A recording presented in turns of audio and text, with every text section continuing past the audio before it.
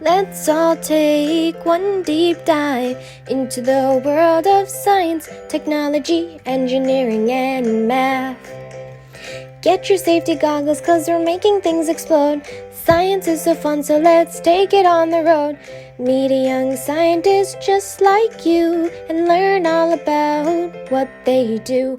We'll even learn science that's in the news through one-on-one interviews with SCFGLive and friends. Experimenting never ends. Now let's see what's in store. Just press play and get ready to explore. Ho, ho, ho, ho, hey, hey. Ho, ho, ho, hey. Hi everyone, and welcome to another episode of SCFG Live. I'm Hannah. And I'm Francesca. And we are so excited to see you again for another amazing episode. So far, this month, we've been talking all about the world of energy. We've looked at power grids, which help to deliver electric energy to our homes and businesses. And we've also taken a look at renewable and non-renewable energy resources and talked about what those are. Yep, that's right. And we also got to meet a lot of amazing scientists who are in the energy field, like Sean and Jackie from Blue Wave Solar. And I bet that we're going to get to meet a bunch more in this episode today. I think you're right, because there are actually a lot of different careers that are all related to energy. And in today's episode, we're going to take a look at what some of those careers are and some of the people that work in those fields. So before we get started, let's hear a message from our good friends at AABE, the American Association of Blacks in Energy, who are going to be helping us with the month of BEAM, Black Energy Awareness Month. Hi, my name is Shalea Morissette, the Greater Boston Chapter President of the American Association of Blacks in Energy. Welcome, and thank you for tuning in. Each year, in the month of October, AABE celebrates BEAM, which stands for Black Energy Awareness Month. During this month, we highlight the contributions of people of color in the energy industry.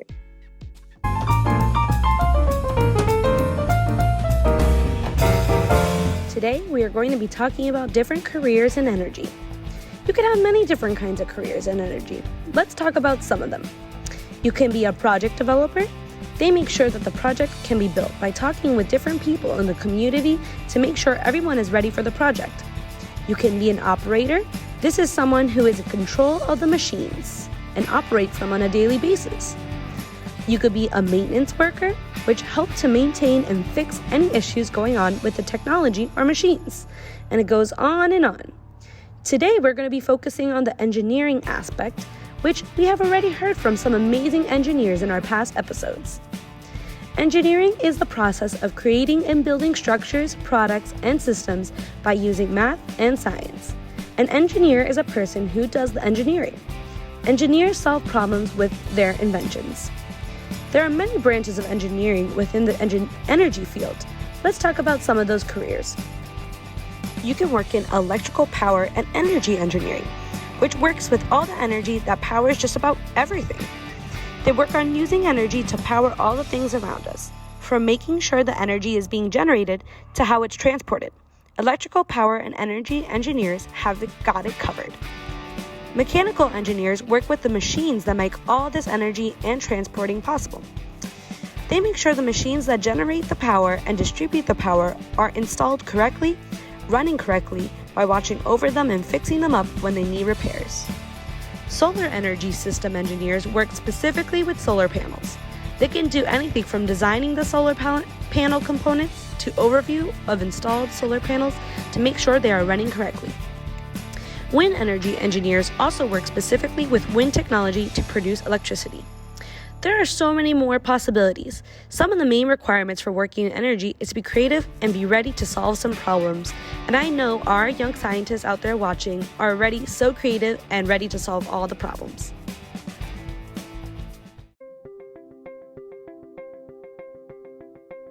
Hi, my name is Tajane Smith. I'm in 11th grade. I go to Brockton High, and I'm interviewing Lila. Hi, Lila. Hi, Tajane. How are you today? I'm good. How are you? Good. So my name is Lila Biavagi. I am an electrical engineer by trade.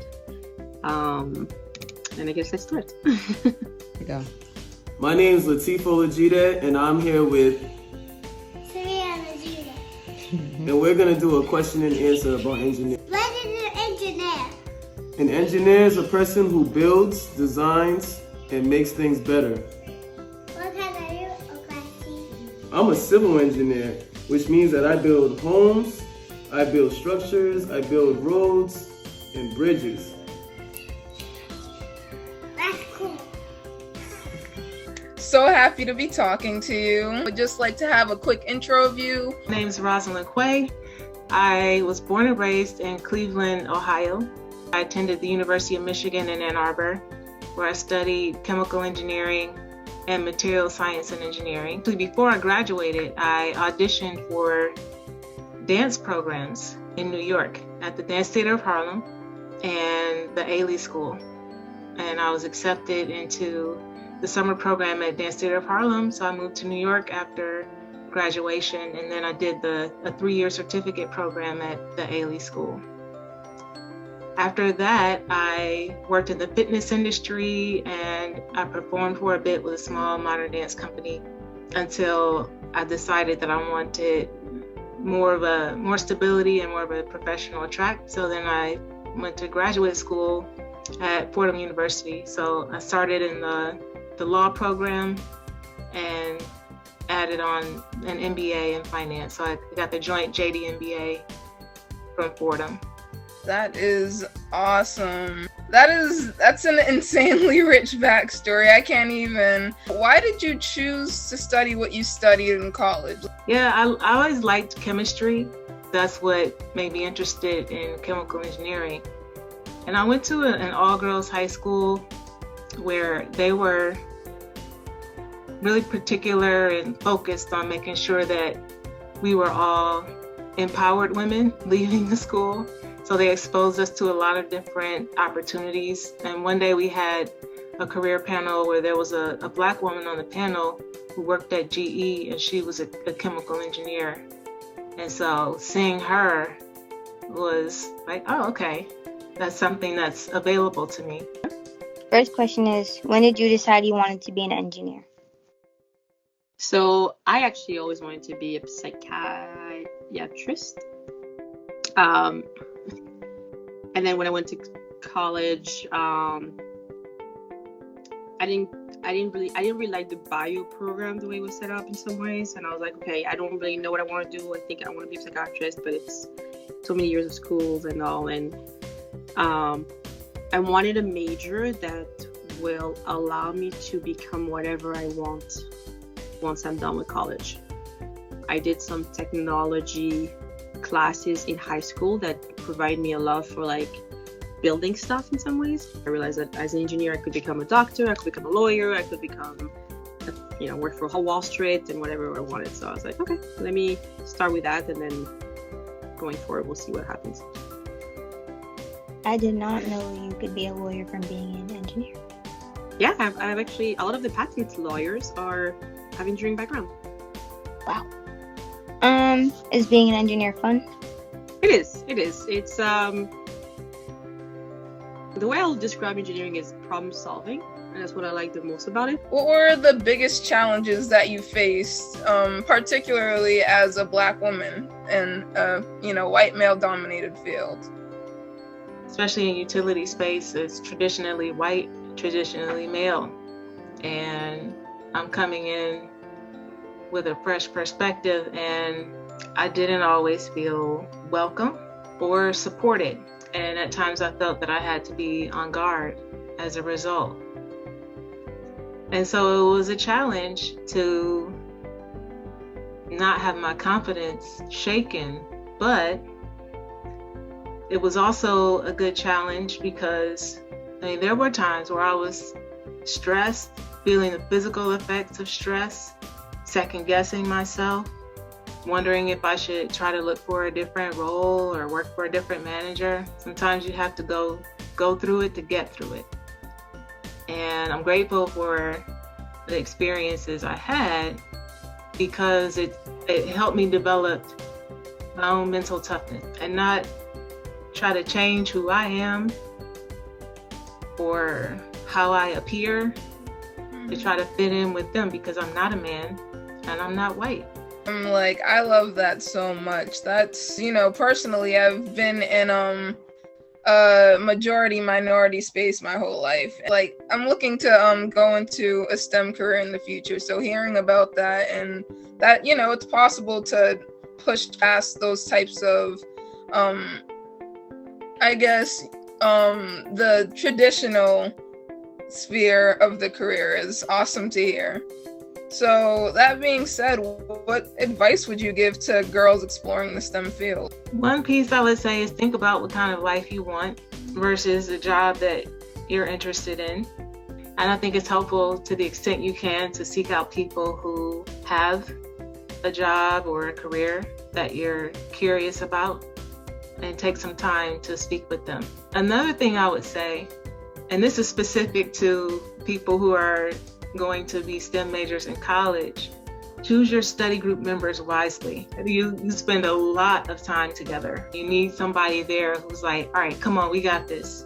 They're there to support you and you're there to support them. You end up taking the same classes with people over and over, so you can set it up so that you have this cohort that you're with throughout the course of your major. Thank you so much for that. Amazing speaking to you as always. Thank you. Well, thank you for answering my questions.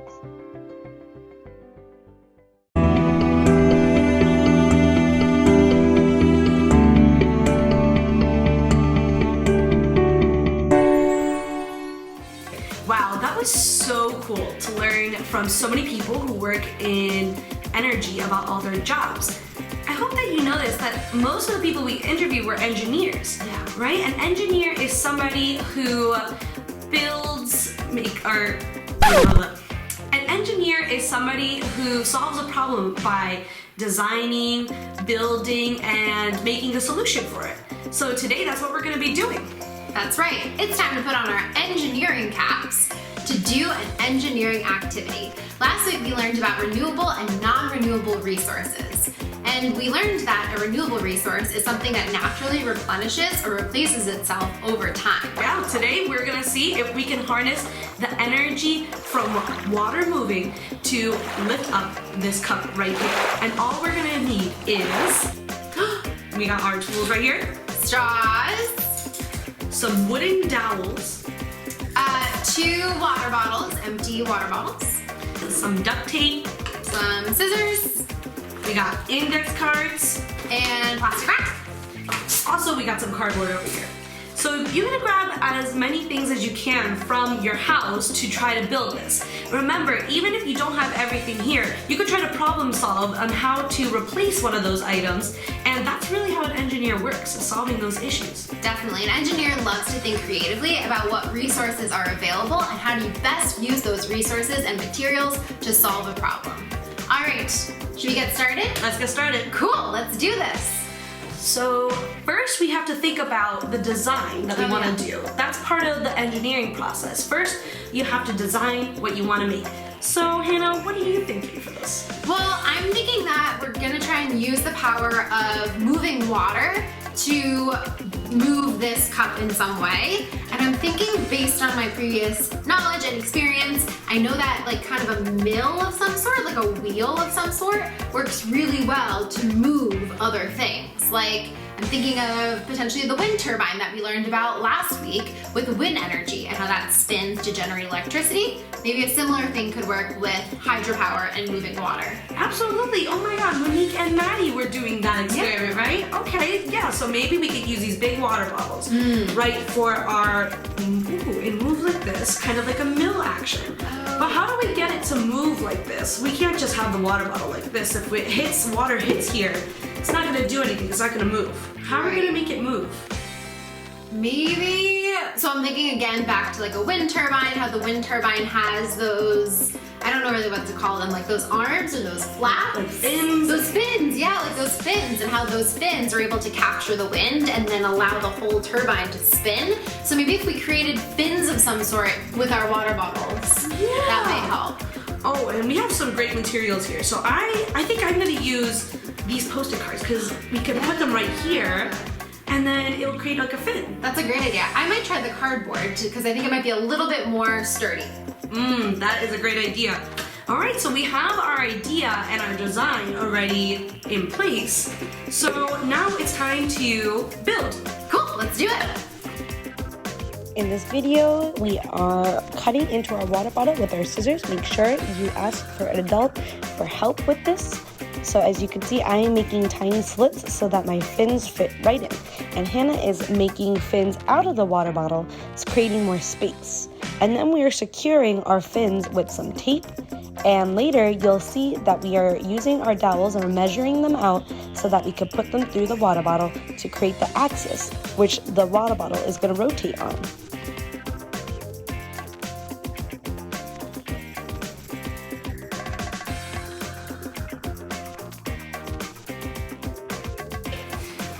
Alright everybody, me and Hannah got our first models over here, okay? So as you can see, we got the dowel through. You just make a little hole here at the bottom. Please get your parents' permission and help for that part. And then we attach our cup over here so that when it turns, the string will wrap up around the neck of the bottle and lift up the cup. Now it's time to test out our designs. Let's see. All right, it's time to test my design. I'm gonna turn on the water.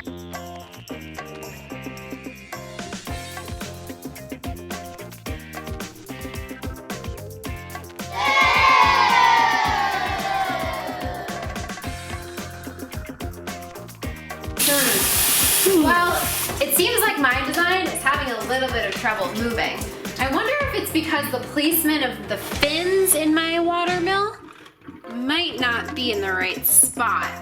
Or the bottle might be too heavy, and so the water isn't strong enough to move those fins on my bottle.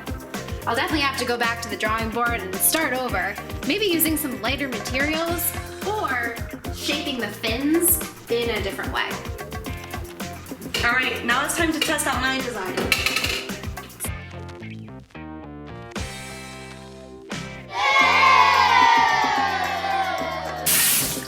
Okay, it looks like my design didn't really work.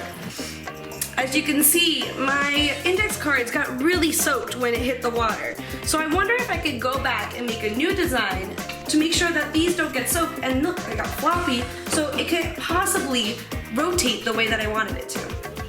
So me and Hannah experimented today, and it didn't go so well.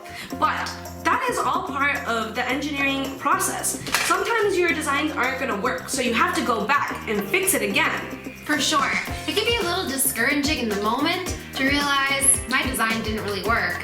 But when you really think about it, that's the cool part, is that you can try out so many different materials and shapes and designs and see which one works best.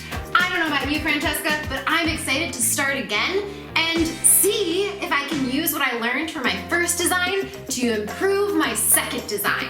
Me too. Some ideas that I would have if I were gonna do this again, maybe I would cover these in some plastic wrap so that they didn't get wet when they hit the water. That's a good idea. I think I might try to reshape my fins and maybe choose something other than a water bottle. Maybe like a plastic tube or even a paper towel tube rolled in plastic wrap. Yep, those are just some ideas that you can use at home. We can't wait to see what you come up with at home. Be sure to send us your designs and your ideas, and who knows, maybe we'll feature them on the next SCFGLive. All right, young scientists, thanks for trying it out with us. Bye. Bye. Wow, today's episode was awesome. I think I want to be an engineer. Ooh, that sounds really cool. I also didn't realize how many different careers there are in the world of energy. It was really, really helpful to learn from all of our friends, like Latif, Lila, Tajni, Rosalind, and Deja about their careers and what they do and how they work with energy.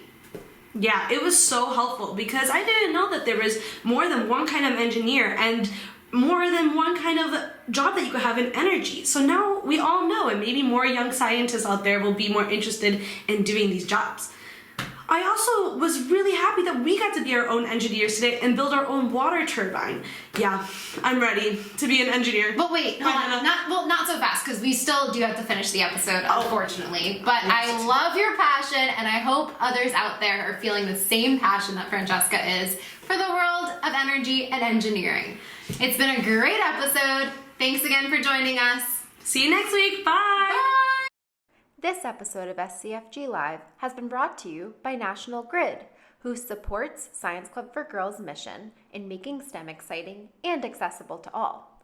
Both National Grid and Science Club for Girls support girls and women in STEM and are working towards making STEM more diverse, equitable, and inclusive.